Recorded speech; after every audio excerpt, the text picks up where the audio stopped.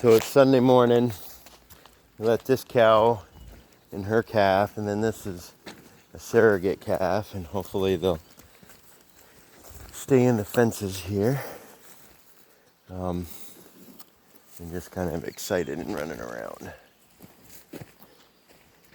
So I think they'll be okay. We'll let her chew some grass down around the edges, and we'll let her out into the bigger part. Actually, I'll open that up right now. So, found my the cop last night that I was looking for, and I probably overreacted a little bit. I mean, I wasn't mean to him or nothing or rude. I just was a little frustrated, and because the biggest thing, I was wondering where Anna was. She wasn't back yet, and I was afraid she had a flat tire, or hauling this equipment and this stuff on the road. There's people aren't used to farming anymore. As people move in here, people are less exposed to farming and what it takes to farm. So they just have a real lack of understanding about how hard it is to move equipment on the road, how hard it is to, it's big equipment, and they just really have a lack of patience. So anyways, I thought something had happened, so I called her and she told me the cop had stopped. Well, I went and talked to the cop. Young kid, only 20 years old.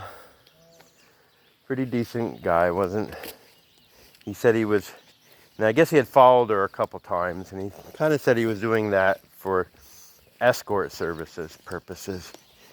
But the kid's only 20 years old. I think he wanted to have an excuse to stop and talk to Anna, maybe.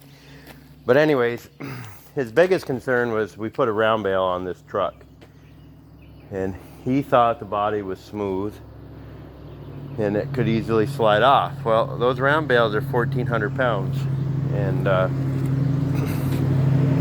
this is diamond plated, and they're just not going to slide. We've done it so many times.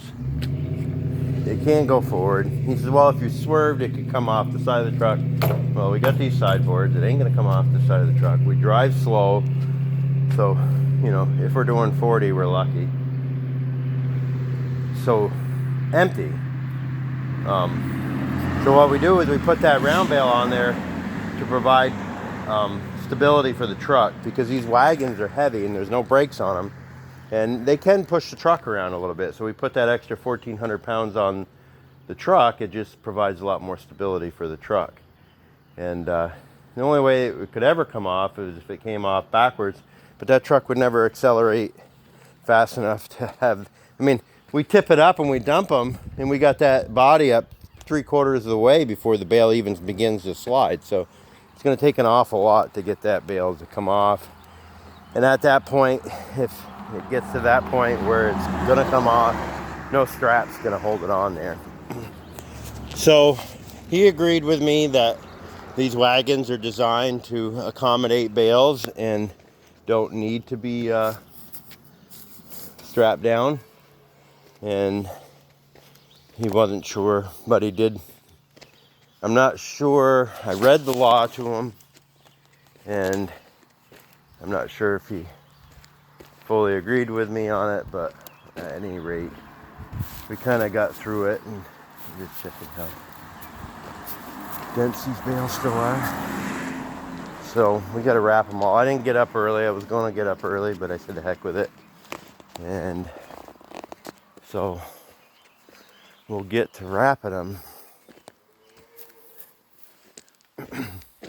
So anyways, my frustration comes from, one, we got the drug house that I was telling you about. We got a drug house at the bottom of West Street. This intersection here, 9 out of 10 cars don't stop at it. They just blow right through it. Or going this way, they'll go up it. It's only 25 miles an hour up through there, and they'll do 60 at the minimum. So, not that we shouldn't follow the law, but when they ignore blatant obvious drug activity, and then they want to worry about us trucking round bales. I've moved a lot of round bales, probably 1,500 to 2,000 a year for the last 27 years. That's what, 60,000 round bales. Never had an issue, major issue. Had a few minor issues, but nothing major. Not that I want one, but not that we shouldn't be cautious, but we are cautious. You know, we go places, we'll avoid traffic as much as we can, and we'll do everything in our power to minimize and negate the risk we're taking, but you can't negate or minimize it all. There's always going to be some level of risk. So anyways, I think we got through the situation. He understands my frustrations, and I appreciate his concerns, so I guess it was all good. And that is not going down there all the way.